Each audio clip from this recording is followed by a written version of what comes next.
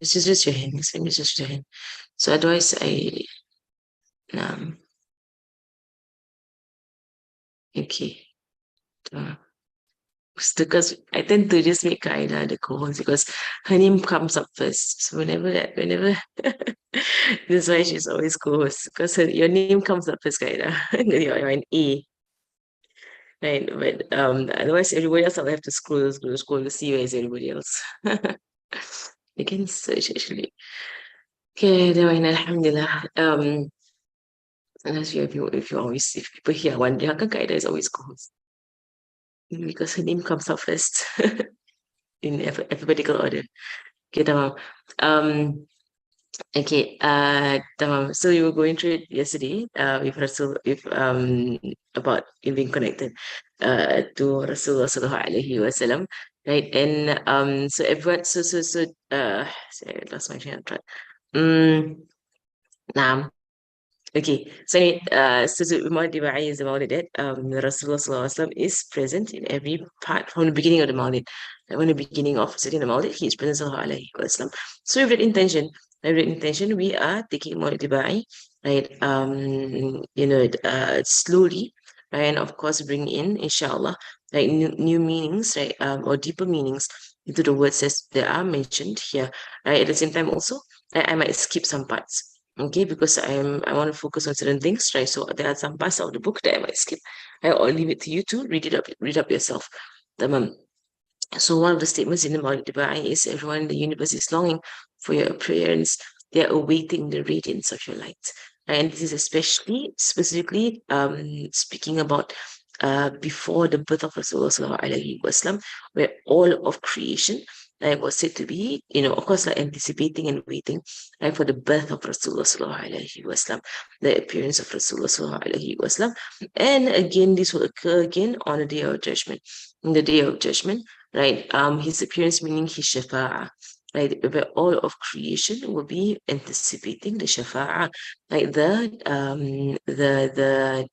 the intercession of Rasulullah sallallahu alaihi wasallam, like within the radius of his light, like of this light of Rasulullah sallallahu alaihi wasallam, and mashallah, subhanallah, the closer we are to our Prophet sallallahu alaihi wasallam, like the more a person would be cured of all problems and all illness in this world and from every dimension, right? Every dimension of illness in this world, the more a person is close to Rasulullah sallallahu alaihi wasallam, the more they get cured. Right? So when they get so even especially in the illness of the heart, right? The illness of the heart is a very, very, very scary and very dangerous thing for a person to harbor, or to have or to keep, right? In their heart, right? Because it's how Aisha, she will always mention during her classes that she will say, Habib Mashu will say, let's compare the two illnesses, the illness of the body and the illness of the heart. She always says in the classes, right? MashaAllah. So one of the things that she will say is, Habib Mashu will say, compare the illnesses, two illnesses. And of course, the remembrance of Rasulullah Sallallahu Alaihi Wasallam, saying salawat onto him, right? Being close to him, being connected to him, right? It cures you of your illnesses of the body, the physical body, right? There's been many, many stories, right? About this. And it cures you even more importantly, right? The inward illnesses, it is this harboring in your heart. Like Harry Mashu would say, you compare the two illnesses. And the first thing is that, people always try very hard to try and remove the illness of the body, right? While they might, neglect the illness of the heart and allow for it to just stay there, just this dormant, might be dormant, and then at certain time periods it manifests, right? And it goes back into into being dormant again. Right. So, and this is why, right? Because the illness of the body, right? There's pain with it, it comes with pain, it comes with pain, it comes with discomfort, it comes with all of these things, right? Well, the illness of the heart, does not physically come with any of these things,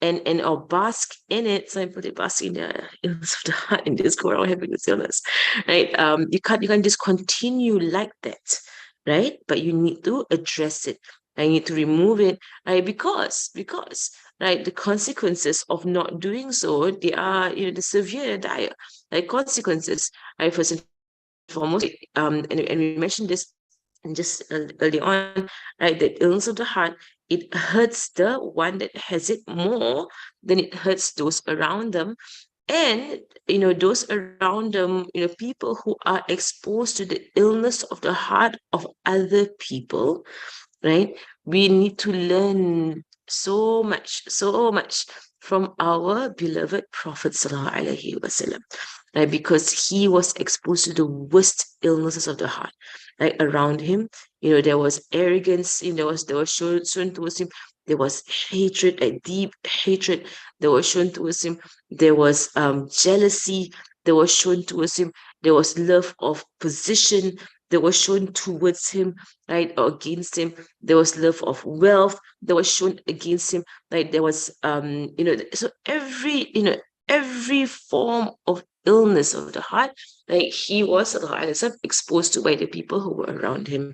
Right? And so in observing how he was responded to these illnesses, right, of the people, because he's pure, right? He is pure. Right, from the beginning of it. I mean, there's never a blemish on him, sallallahu alaihi wasallam, and he's pure. Right? But but he shows us how he responded to these individuals, right, who are just being very, very, ill in their hearts around him. So anyway, just to continue. So inshallah, we'll go into a few of the stories. I hope so. I hope we can find some time to go into a few of the stories, right? To show how Rasulullah sallallahu alaihi wasallam, he just was so mature, sallallahu alaihi wasallam, and so pure, that his purity purified others. So, mashallah, that was what he was. He's so pure that his purity purified others. And people began to, recognize what was in their hearts, and they began to purify. And so it's one of our own intentions that, to take on this trait of Rasulullah sallallahu alaihi wasallam, right? And, and to try our very best to purify our hearts. And perhaps, people around us as well, right? They begin to purify what is in them, right? And that, primarily that they stop hurting themselves, right, in having these illnesses of the heart, and we stop hurting ourselves, right, in having illnesses of the heart. Subhanallah. So, mashallah, so inshallah, as we continue, and just to finish Habib Mashur's statement about the illnesses, the two types of illnesses, he said that the illness of the body, if someone dies with the illness or because of the illness of the body, then that could be, a way of forgiveness of their sins, husnul khatima, a good end, right, that you die from illness, right? And it could be taraqi, right? It could be that you reach high levels, right, of Allah subhanahu wa ta'ala, because you're patient on your illness, right, and you passed away from it. Whereas, illness of the heart, if you die with it, la hawla wa la quwwata illa billah, right? It could be the very cause, very reason for someone to die with su'ul khatim, of a bad ending, and for someone to be destroyed in the hereafter, and you follow the person even more intensely into the hereafter if someone dies, right, with terrible illnesses of the heart. And may Allah subhanahu wa ta'ala purify us, right, as one of our intentions in going through this book and these classes, right, is to purify our hearts from the illnesses, right, of the heart, inshallah. So dedication to our beloved Prophet sallallahu alaihi wasallam, our beloved teachers, our beloved parents, and all those who yearn to be with the beloved sallallahu alaihi wasallam, who yearn for their beloveds to be with the beloved sallallahu alaihi wasallam. We will all be united in paradise, basking in the light of divine love. And that is why loving for the sake of Allah subhanahu wa ta'ala, mahabba fillah, hubb fillah, right, it is really the single most powerful thing, right, that can exist, in someone's heart, right, and between people, between Allah's creation. Right? Love for Allah subhanahu wa ta'ala is the single most powerful thing, right? Why? Because of the driving force that love has inherently. And we're going through it on Fridays, right? We're going through love on Fridays.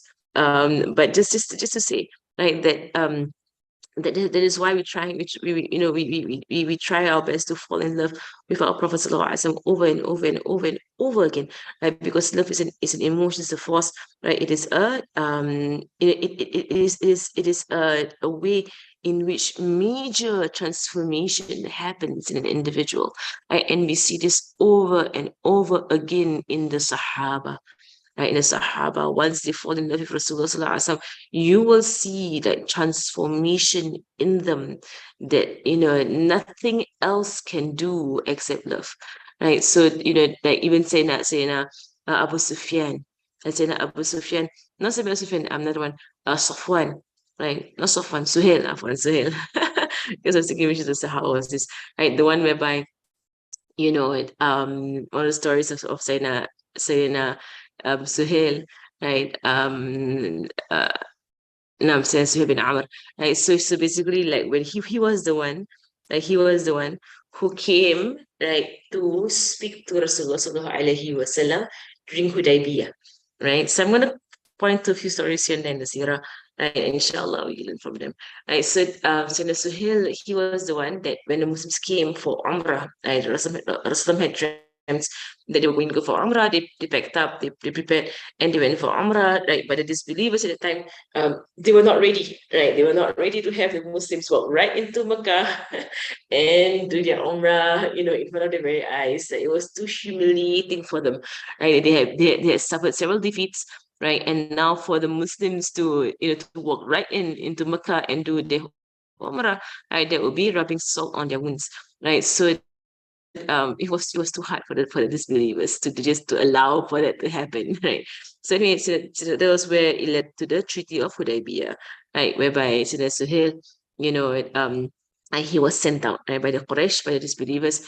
And at that point in time, he was not a Muslim yet, right? And at that point in time, he was to write the peace treaty, between the Muslims and disbelievers, right? That they will hold on to for 10 years, right? So anyway, in this particular story, the peace treaty, right? First Sayyidina Ali wrote, this is a treaty between Muhammad Rasulullah, right? And then Sayyidina Suhail.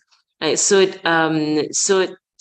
when he saw that, Sayyidina Suhail saw that, he said that, remove Rasulullah and put bin Abdullah. Okay, remove the word Rasulullah and put bin Abdullah. Right? Because, and he rightfully said so, because if we agree that you are Rasulullah, right, we will not fight you. Like, oh, yeah, here's the point, right? If we agree, like, we're not, if we agreed with you that you are Rasulullah, sallallahu alaihi wasallam, we won't be fighting you, right? But the thing is that we don't agree with that, right? So we don't want that to be in our treaty, right? And of course, the story goes that, Rasulullah sallallahu alaihi wasallam himself, right, erased the word Rasulullah because Sayyidina Ali was too, like, he could not erase it, right? And Rasul himself erased it, right, and told him to write, Sayyidina Ali to write, bin Abdullah. So in this situation, years after, Sayyidina Umar actually narrates that, it was during the Fell pilgrimage, mashallah, it was during the Fell pilgrimage, and Rasulullah sallallahu alaihi wasallam was like he had shaved his hair, for during the Hajj, right? And when he shaved his hair will fly, to all over the place. And the Sahaba, they will rush, right? They will rush to grab the hair of Rasulullah sallallahu alaihi wasallam. And Sayyidina Umar at that point, because he was there, and Sayyidina Suhail was there, being very difficult, with Hudaybiyah. Right? And Sayyidina Umar, he saw the situation at the field, which is just a few years later. Right? Literally between the Treaty of Hudaybiyah, which happened in the year 7, right? Or before in the year 6, 5. Right. The Treaty of Hudaybiyah, when it happened, right, that was only a few years, literally few years down, right? And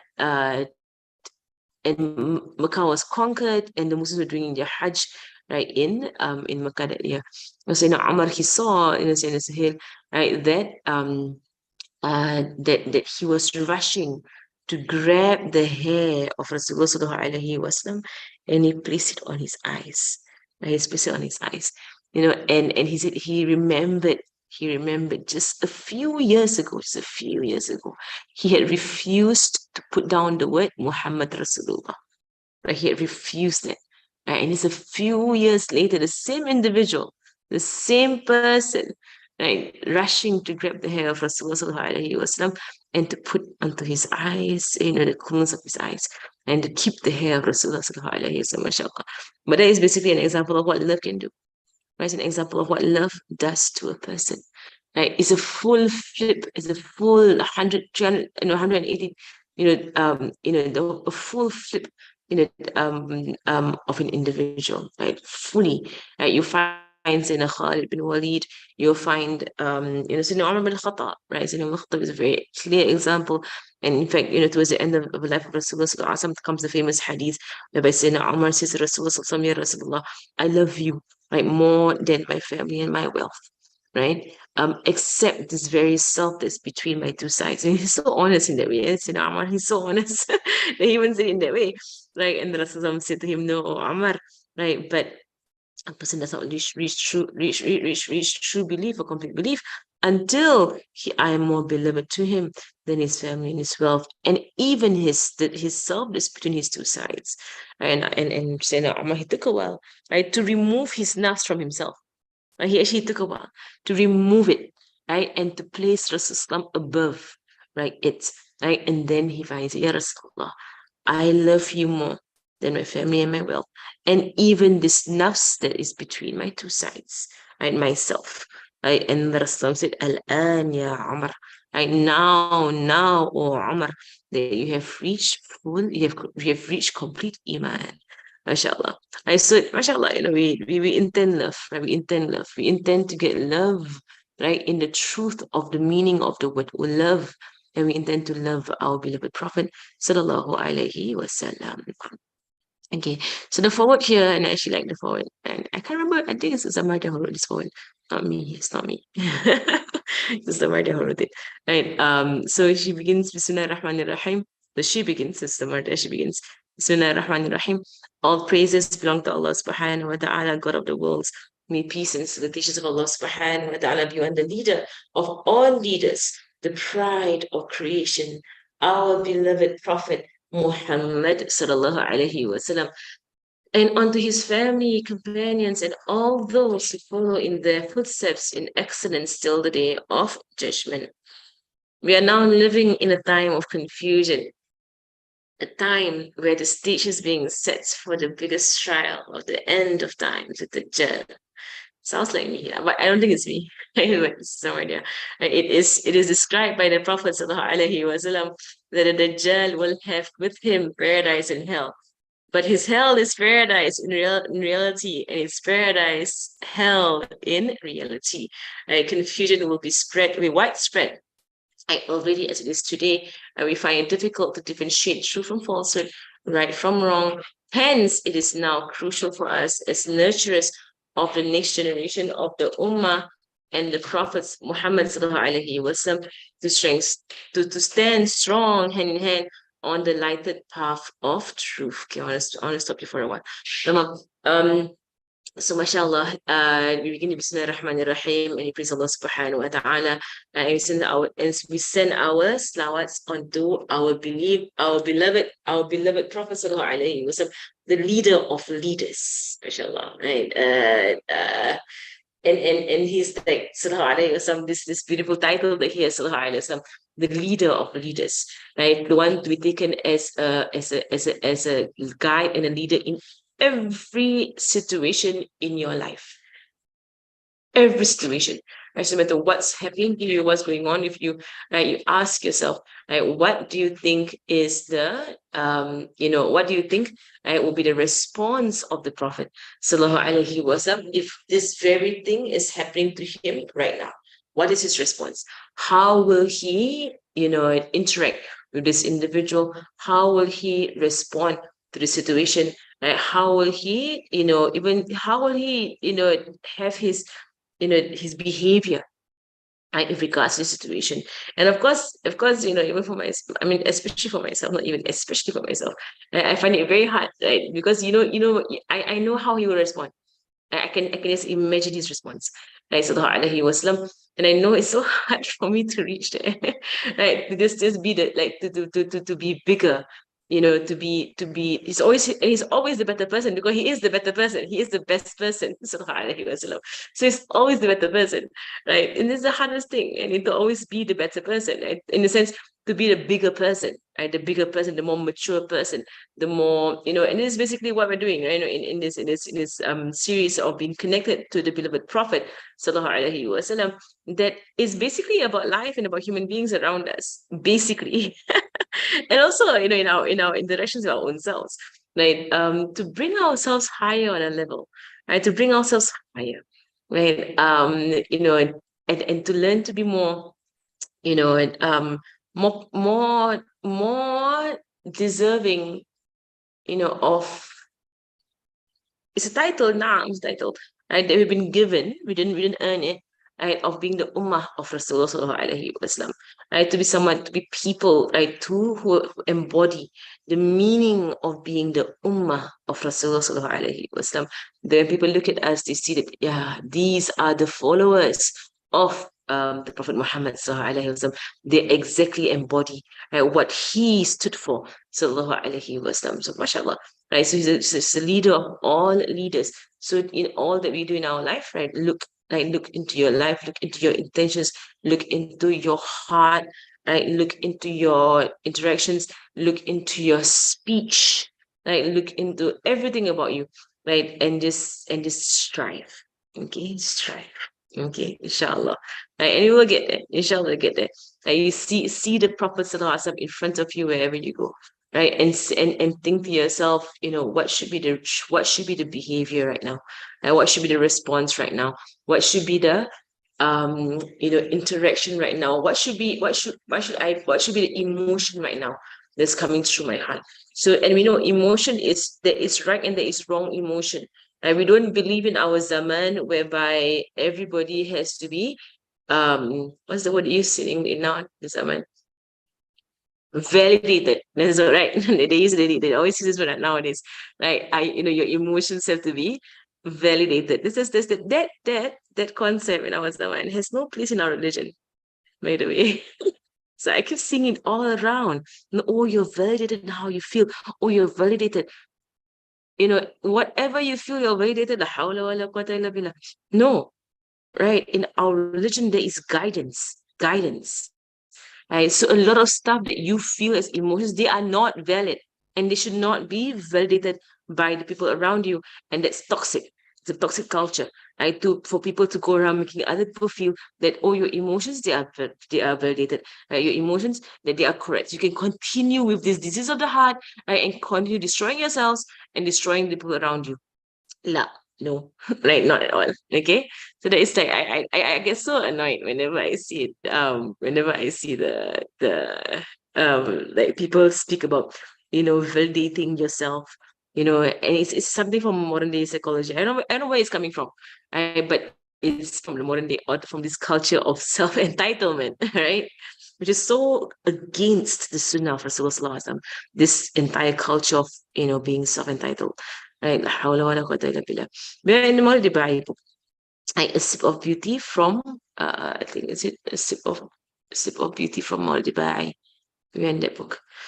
Okay, alhamdulillah. I'm gonna finish the paragraph, then we can go into our thoughts, inshallah. It's so fast, half an hour. I feel like I should extend a bit, but alhamdulillah. Right, what is small amount, but fihi barakah. Fihi barakah. Maqal wa fihi barakah. As you see here in Tari. Like, what is a bit, but there is barakah in it. And have yourself kind of like just, process this throughout the day. And he is the pride of the creation. Right? He is the pride of the creation.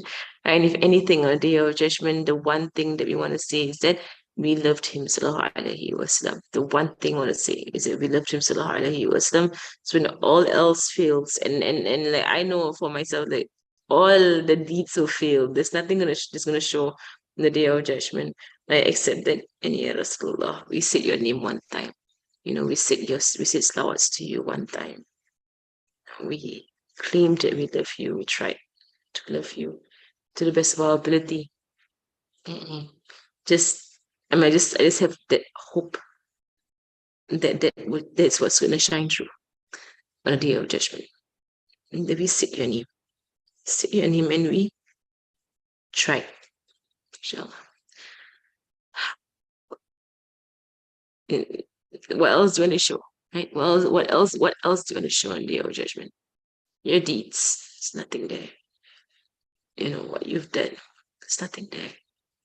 What else do you show? But Allah allowed for this sinful tongue to say the word Muhammad bin Abdullah sallallahu alayhi wa sallam. Alhamdulillah. It's a part of creation. It's only by the grace of Allah subhanahu wa ta'ala that Allah subhanahu wa ta'ala made us his ummah. Nothing in our doing, nothing from ourselves, and nothing at all deserving. In fact, everything undeserving. We have everything that makes us undeserving. Everything. But it is from the love of Allah subhanahu wa ta'ala that we receive this. The mercy of Allah subhanahu wa ta'ala. Our beloved Prophet Muhammad sallallahu alayhi wa sallam. And whenever we say the word Nabi Muhammad sallallahu alayhi wa sallam, we just intend, Ya Allah, that just the articulation of the word, may this save me on the day of judgment. May this save me on the day of judgment. That Allah has allowed for this tongue.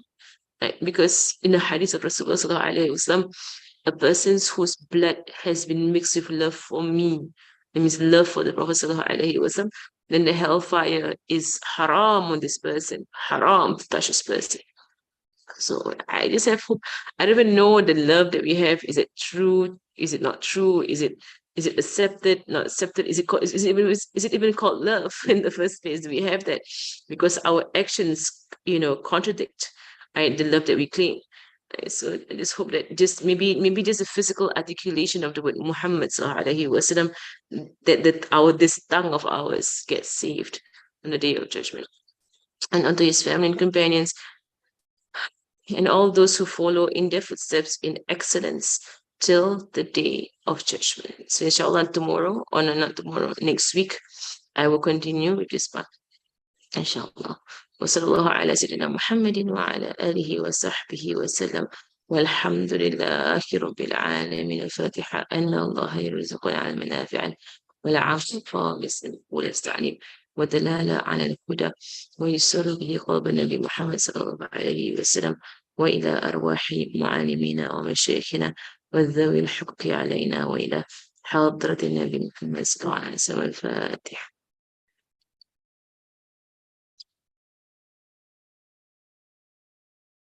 This series is called Being Connected because we're such tech people. We're so much into technology. So we're always connected via technology to all other things, but not our Prophet sallallahu alaihi wasallam. So for the adults, I put it being connected because we're